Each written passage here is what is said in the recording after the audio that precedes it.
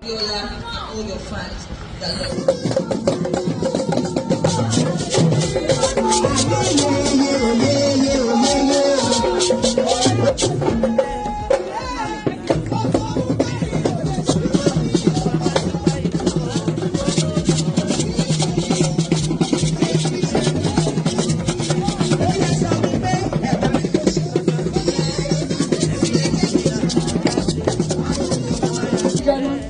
a present mọ́tò yìí fún yín.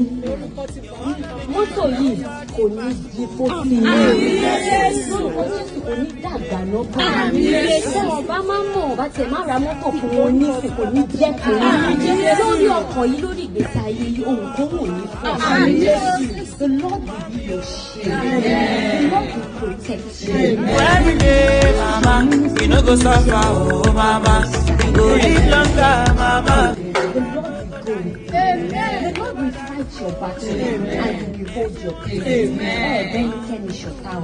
Ẹni tó bá wá decide fún àwọn ọ̀tá yín àwọn ló decide. Àmì Jésù. Gbogbo ẹnikẹ́ni tó bá pera wọn lọ́tà yín ìdájọ́ tó bá tọ́ sí ọ̀dọ́ ìyá.